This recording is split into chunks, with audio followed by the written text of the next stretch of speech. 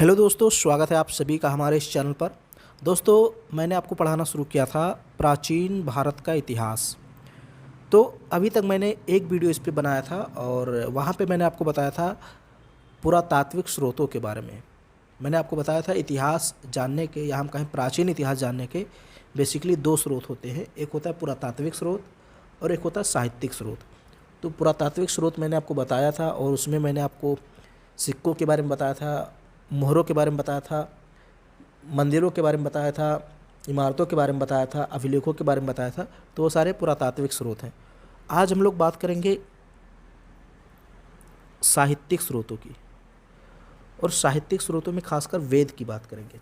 वेद आपको पता होगा, चार वेद होते हैं: ऋग्वेद, सामवेद, अथर्ववेद, यजुर्वेद। ये जो वेद है इनके बारे में बात करेंगे और देखेंगे हमारे लिए इनका क्या महत्व है। तो फिलहाल ये एक छोटी सी वीडियो है और उसमें हम लोग वेदों को अच्छे से पढ़ेंगे।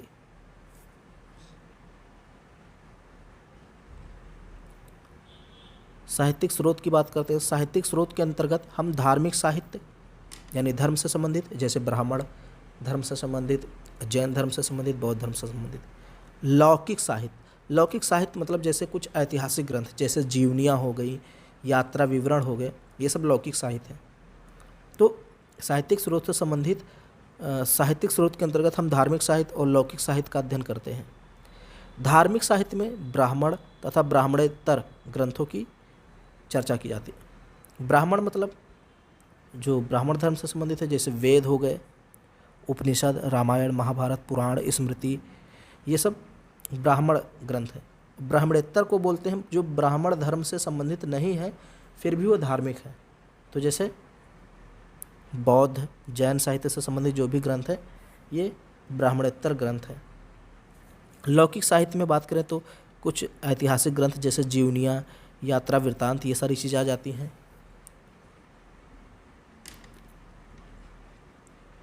अब हम बात करते हैं वेद की सबसे पहले, क्योंकि साहित्यिक स्रोतों में सबसे पहले कौन सा आता है?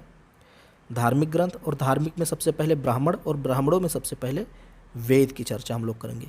फिर इसके बाद हम लोग उपनिषद, रामायण, महाभारत, पुराण, स्मृति, इन सारी की चर्चा एक एक करके करते रहेंगे। वेदों के द्वारा प्राचीन आर्यों के सामाजिक, आर्थिक और धार्मिक, राजनीतिक जीवन के बारे में जानकारी मिलती है। तो आपसे पूछ सकता है कि वेदों का क्या महत्व है, हमें क्या जानकारी मिलती है? तो वेदों में बहुत सारे मंत्र हैं और बहुत सारी विधियाँ लिखी हुई हैं, हर एक चीज़ के बारे में, संगीत वगैरह के बारे में लिखे हैं। लेकिन ऐतिहासिक दृष्टिकोण से क्या महत्व है अगर पूछा जाए तो सीधे सीधे आपको बोल देना है, वेदों से हमें प्राचीन आर्यों के बारे में जानकारी मिलती है। उनका समाज कैसा था, उनका आर्थिक जीवन कैसा था, वे किस धर्म को मानते थे, उनके धार्मिक कर्मकांड क्या थे, राजनीतिक जीवन कैसा था, इन सारी चीज़ों के बारे में भी जानकारी हमें कहाँ से मिलती है? वेदों से। वैदिक युग की सांस्कृतिक दशा का ज्ञान का स्रोत एकमात्र है, वो क्या है? वेद। यानी अगर हमें वैदिक युग के सांस्कृतिक जीवन के बारे में पता करना है तो सिर्फ और सिर्फ वेदों से ही पता कर सकते हैं। वेदों की संख्या 4 है: ऋग्वेद, यजुर्वेद, सामवेद, अथर्ववेद। अब हम लोग एक एक करके इनको पढ़ते हैं। पहले ऋग्वेद, यजुर्वेद, सामवेद, अथर्ववेद, ऐसे। सबसे पहले ऋग्वेद की बात करते हैं।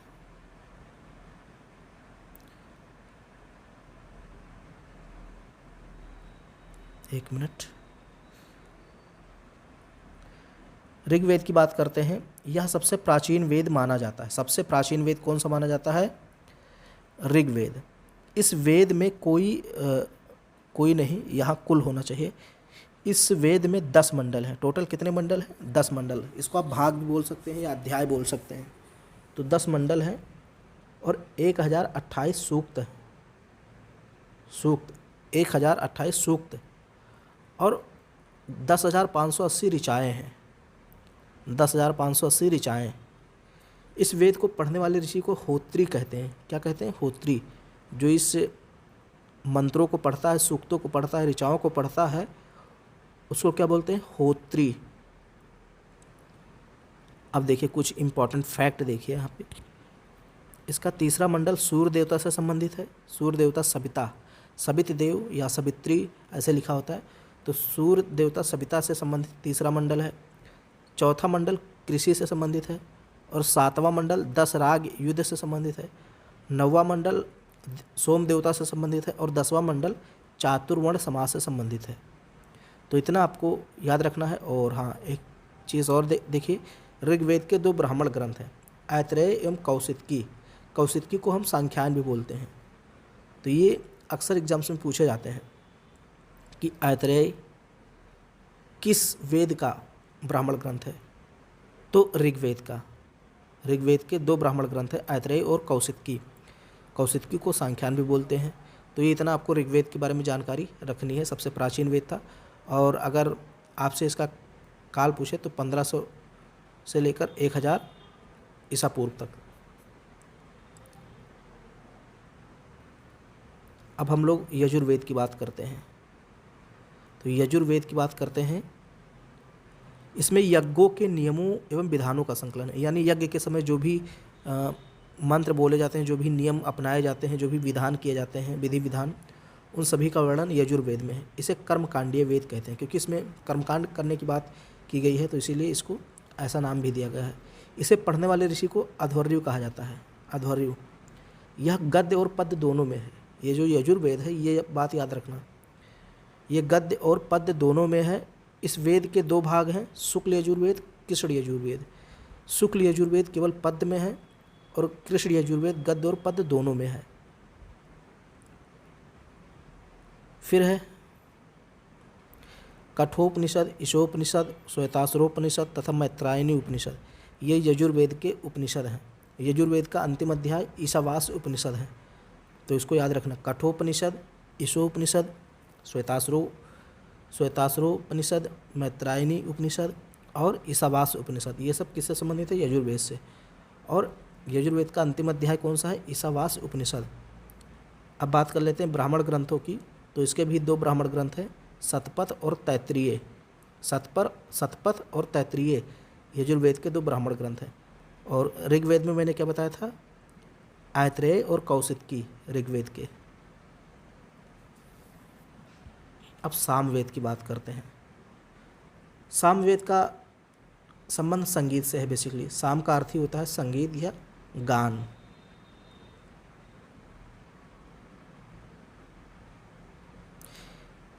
इसमें यज्ञों के अवसर पर गाए जाने वाले मंत्रों का संग्रह है।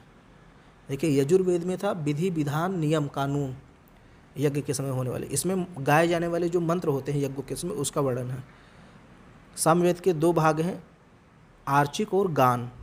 सामवेद के प्रथम दृष्टा वेद व्यास के शिष्य जैमिनी को माना जाता है। सामवेद की प्रमुख शाखाएं हैं कौथुमीय, जैमिनीय, राणायनीय। ये क्वेश्चन पूछा गया है। राणायनीय किससे संबंधित है? ये नेट जीआरएफ के पेपर में भी पूछा गया है। तो नेट जीआरएफ के क्वेश्चन में पूछा गया था कि राणायनीय किससे संबंधित है? सामवेद से।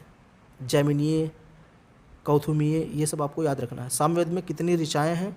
1875, जिसमें 78 ही नई है। ये नई ऋचा है। बाकी सामवेद की ये जो 1875 है, ये ऋग्वेद और यजुर्वेद से ही ली गई हैं। ये देखिए क्या लिखा है, शेष ऋग्वेद से ली गई हैं, बाकी 78 नहीं है। सामवेद को भारतीय संगीत का जनक माना जाता है। इसमें सारेगामा पाधानी इसी में है, सामवेद में ही सारेगामा पाधानी की उत्पत्ति इसी से मानी जाती है। सामवेद के प्रमुख उपनिषद कौन है? छांदोग्य और जैमिनीय। छांदोग्य और जैमिनीय ये उपनिषद हैं सामवेद के। और ब्राह्मण ग्रंथ की बात करें तो पंचविश ब्राह्मण और षड्विश ब्राह्मण ये सामवेद से संबंधित है। अथर्ववेद की बात करें तो उपयुक्त तीनों संहिताएं जहाँ परलोक संबंधी विषयों का प्रतिपादन करती हैं, वहीं अथर्ववेद संहिता लौकिक फल प्रदान करने वाली है। अथर्वा नामक ऋषि इसके प्रथम दृष्टा थे। प्रथम दृष्टा मतलब इसको एक प्रकार से प्रथम बार पढ़ने वाले आप कह सकते हैं, प्रथम बार देखने वाले। प्रथम दृष्टा कौन थे? अथर्वा ऋषि, इसीलिए इसको अथर्ववेद कहा गया है। उन्हीं के नाम पर इसे अथर्ववेद कहा गया है। दूसरे दृष्टा थे आंगिरस ऋषि, के नाम पर इसे अथर्वांगिरस वेद कहा गया है। दूसरे दृष्टा कौन थे? आंगिरस ऋषि, इसलिए इसको अथर्वांगिरस वेद कहा गया है। अथर्ववेद में उस समय के समाज का चित्र मिलता है जब आर्यों ने अनार्यों के अनेक धार्मिक विश्वासों को अपना लिया था। अथर्ववेद की 2 शाखाएं हैं, पिप्पलाद एवं शौनक। ये भी क्वेश्चन जीआरएफ में पूछा गया है। तो अगर आप अभी बीए या एमए जो भी कर रहे हैं आगे आपको हो सकता है JRF का पेपर देना पड़े, तो ये सब बहुत ध्यान से पढ़िए। पिप्लाद, शौनक, ये किसकी शाखाएं हैं? अथर्ववेद की। इस संहिता में कुल 20 कांड, 731 सूक्त और 5987 मंत्र हैं। और इसके अगर ब्राह्मण ग्रंथ की बात करें तो इसका एक ब्राह्मण ग्रंथ है जिसको गोपथ बोलते हैं, गोपथ। आगे देखते हैं, इसमें लगभग 1200 मंत्र ऋग्वेद से लिए गए हैं। इसकी कुछ ऋचाएँ यज्ञ संबंधी तथा ब्रह्म विद्या विषयक होने के कारण इसे ब्रह्मवेद भी कहा जाता है। तो ब्रह्मवेद किसे कहा गया है? अथर्ववेद को। लेकिन इसके अधिकांश मंत्र लौकिक जीवन से संबंधित हैं। रोग निवारण, तंत्र मंत्र, जादू टोना, साप वशीकरण, आशीर्वाद, स्तुति, प्रायश्चित, औषधि, अनुसंधान, विवाह, प्रेम, राजक्रम, मातृभूमि, महात्म्य आदि विविध विषयों से संबंधित मंत्र तथा सामान्य मनुष्य के विचारों, विश्वासों, अंधविश्वासों इत्यादि का वर्णन अथर्ववेद से प्राप्त होता है। अथर्ववेद के सिद्धांत तथा व्यवहार जगत की अनेक बातें भी इसमें हैं। तो ये मैंने आपको बता दिया साहित्यिक स्रोत में वेद क्या है, और इसमें मैंने आपको चारों वेदों के बारे में अच्छे से बता दिया है। तो अब आगे हम लोग बात करेंगे ब्राह्मण ग्रंथों के बारे में, उपनिषदों के बारे में, रामायण महाभारत के बारे में, वेदांगों के बारे में और धर्म सूत्रों के बारे में। इन सब के बारे में हम लोग अगले एक वीडियो में बात कर लेंगे। उसके बाद हम लोग सीधे पढ़ेंगे पाषाण काल, जिसमें आपको नवपाषाण काल, पुरा पाषाण काल, मध्य पाषाण काल, ये सारी चीज़ें पढ़ाई जाएंगी। तो अगर वीडियो आपको पसंद आ रहा है तो इसको लाइक कर दीजिए और अपने सभी दोस्तों में इसको शेयर कीजिए। चैनल को सब्सक्राइब जरूर कर लीजिए।